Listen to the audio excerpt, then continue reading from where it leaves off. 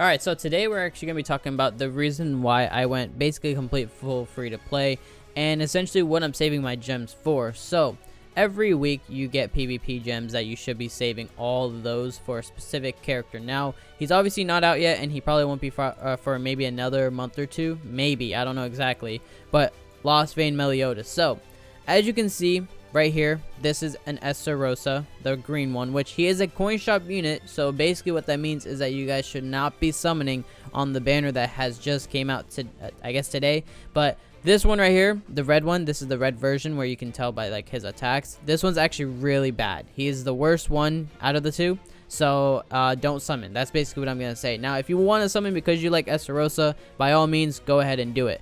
But if you don't plan on playing PvP or anything like that, don't summon on this banner. The reason why is because this Estarossa is disgusting in PvP, and the main thing why is because his full counter card right here. So his full counter essentially is a taunt that lets the enemy attack only Estarossa. Now there are units that can cancel taunts and stuff like that, cancel stances and all that stuff, which can be fine, that will work great. But if you are using this card, his full counter does super crazy damage all the time because of the amount of attacks that he takes, and then he flips it back and attacks more damage. So this one does 360%, this one does 600%, and it has taunts for 2 turns. So it's kind of crazy. Like the Estarossa, with the green Estarossa, which he is a coin shop unit, I'm gonna literally say that almost every 30 seconds because of how good he is, save for the coin shop one. So his first attack one is a charge, which is going to do damage to 500% with 3-star. His ultimate, now the ultimate is actually really cool in my opinion. It can work and sometimes it can't because it depends on what your enemy does. Now, if your enemy is smart and they think you have the ult, then they're not going to attack you, because the reason why is because when this is played, the next turn if your enemy attacks you, what Estarossa does is that he basically stops the whole turn, does a full counter back to I think the person who attacked. I think it's okay, yeah, before an ally is attacked, and attacks just so normal, so it only attacks the person that it was going to attack. So it's pretty cool. Love to see that because he can cancel out a whole attack, which is really fun to see, and then he does the damage that he does. It doesn't do a lot of damage, but at least he can stop an ultimate, or he can stop a normal attack. So this is a cool strategy that you can use with him.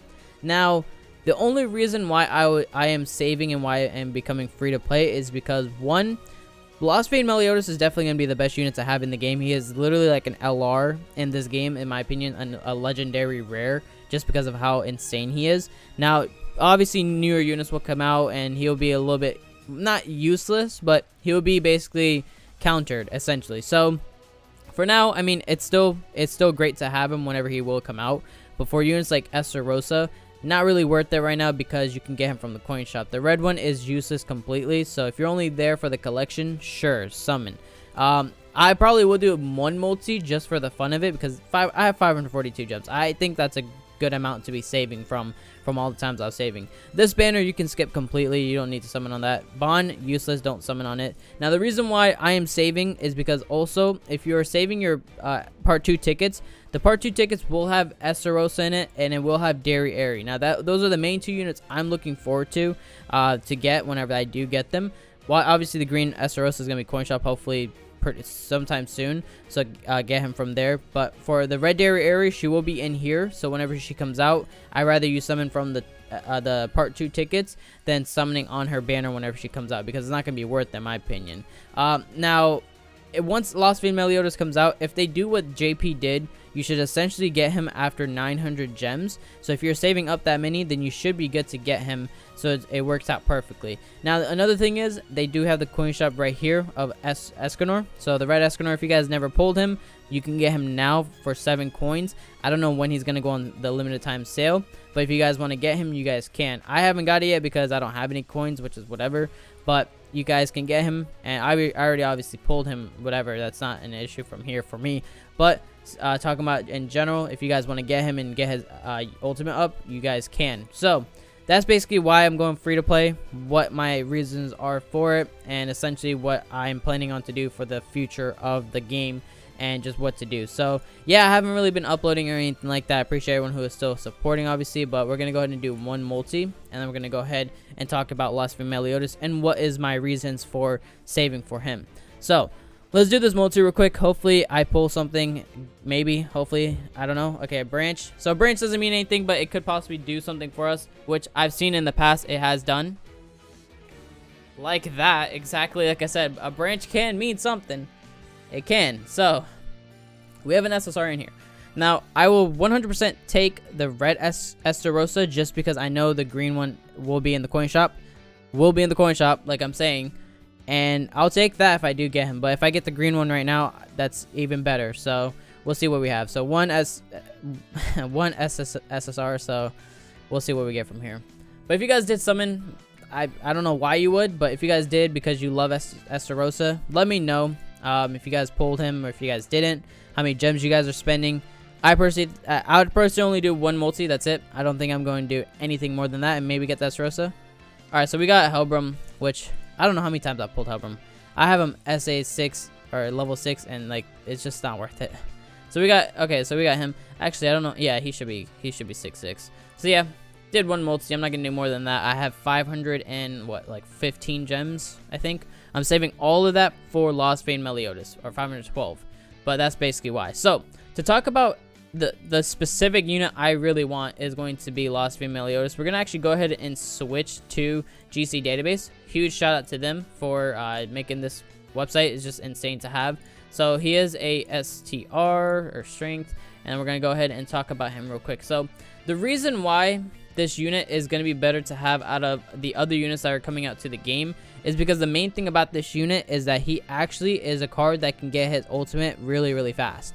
So essentially how that works is because you're going to be playing a lot of PvP with him, essentially what he does with his passive is that when you get attacked by an enemy and they crit you, when you see the crit damage on Meliodas on the top of like his head with the numbers, you're basically gonna get all your cards ranked up. So essentially it is what Gother can do for you, but Meliodas does it by himself.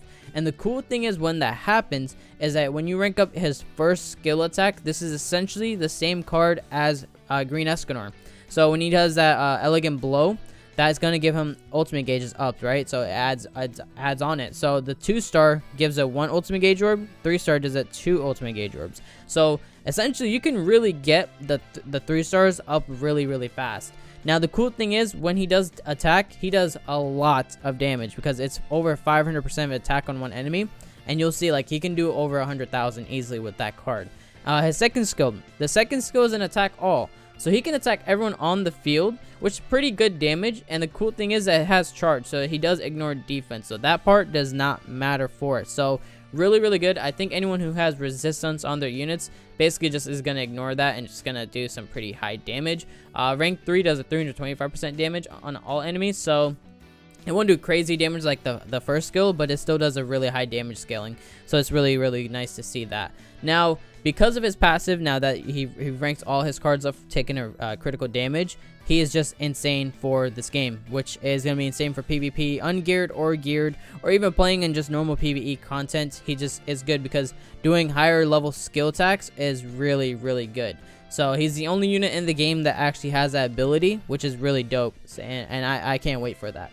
Now, the reason that he is even better is because his ultimate is probably, in my opinion, the best ultimate in the game. So the reason why is because he actually has a secret technique. So this is actually a new thing that came out. Now, obviously, when he first came out in JP, he was the only unit that had it. But now because Global has came out with Mikasa actually does have a secret technique as her, I think, second skill attack, which is still pretty good.